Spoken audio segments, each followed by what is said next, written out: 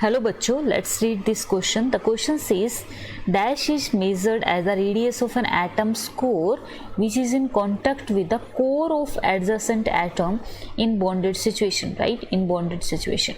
So आपके पास चार options है, van der Waals radius, bond length, covalent radius and ionic radius. तो basically ये पूछ रहा है आपको कि इसको हम क्या बोलते हैं, राइट? तो की कॉन्सेप्ट इस क्वेश्चन का आप समझ सकते हैं कि कॉन्सेप्ट measurement of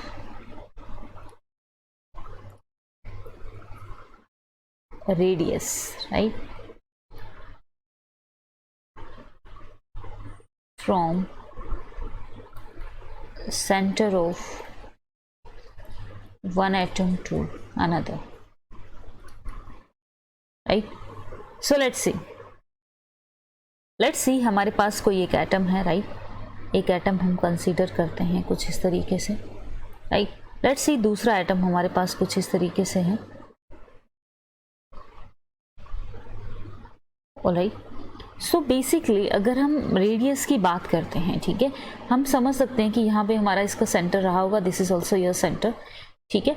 तो अगर हम बात करें यहाँ पे एक परपेंडिकुलर डिस्टेंस यहाँ से ले लेते हैं, राइट? इस डिस्टेंस को भी देख लेते हैं कुछ इस तरीके से, ऑलराइट?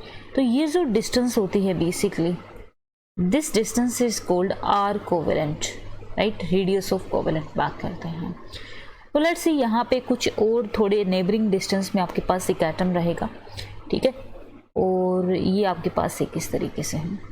तो अगर हम बात करते हैं van der Waals रेडियस की तो क्या होगी, राइट? तो अगर van der Waals रेडियस की हम बात करते हैं तो van der Waals रेडियस आपकी होती है बेसिकली ये डिस्टेंस आपको दिख रही है यहाँ से, ठीक है? इसका भी कहीं ना कहीं सेंटर रहा होगा, इसका भी कोई ना कोई सेंटर रहा होगा।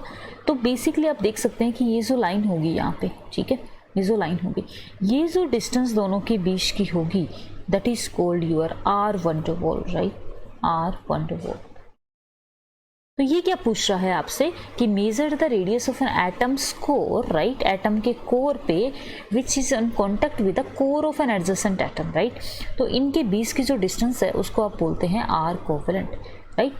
आई hope you understood, right? So according to this we can understand that your option number is C correct, ठीक है? आपका जो ऑप्शन नंबर है वो सी करेक्ट होगा, covalent radius. I hope you understood this concept. Thank you so much and all the best.